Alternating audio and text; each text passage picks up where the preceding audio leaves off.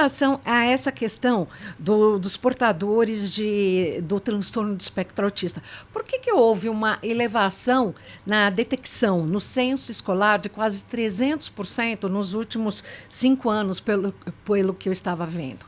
Porque a gente tem políticas de inclusão, né? A Lei Brasileira de Inclusão, ela fala que o lugar da criança com deficiência é na escola regular. Então, os investimentos do Estado foram nesse sentido, de você tirar os investimentos nas escolas especializadas e direcionar para a inclusão escolar. Então, houve muito incentivo para que essas crianças fossem... Eu estou falando do censo escolar especificamente, para que essas crianças fossem matriculadas nas escolas regulares. Agora, falando do aumento dos diagnósticos de autismo especificamente, não existe epidemia de autismo. O que existe é acesso a diagnóstico. Nos anos 80, ninguém sabia direito o que era autismo. Então, a pessoa recebia um diagnóstico, sei lá, de esquizofrenia, de retardo mental, que era como se falava naquela época. Hoje em dia, a gente fala deficiência intelectual.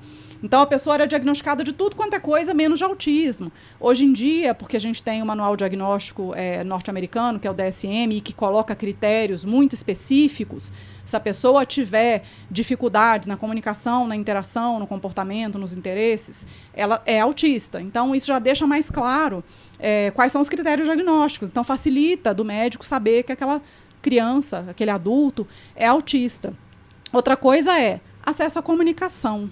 Hoje em dia, você está lá no seu celular, você está mexendo no feed do TikTok, você para no vídeo de uma pessoa contando que descobriu que era autista com 40 anos de idade. Aí a pessoa começa a te contar, porque eu fazia isso assim, assim, e eu nunca desconfiei que é porque eu era autista. E eu sentia isso assim, assim, quando eu ouvi um barulho alto e eu nunca desconfiei. Aí você começa a falar assim, meu Deus, eu sinto isso tudo.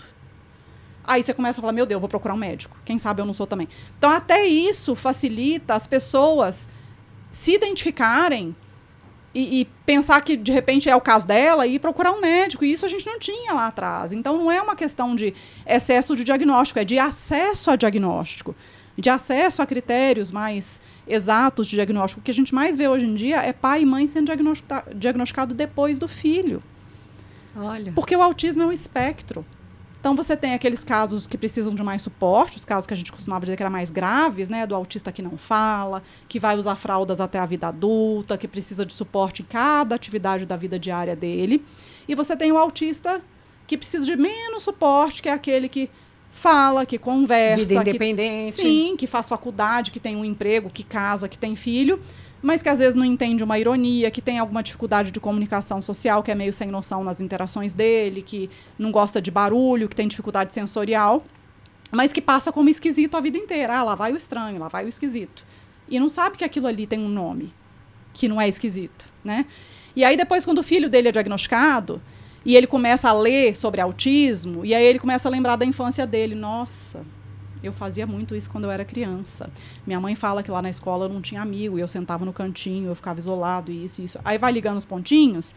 Então está sendo muito comum, tanto mãe quanto pai ser diagnosticado depois do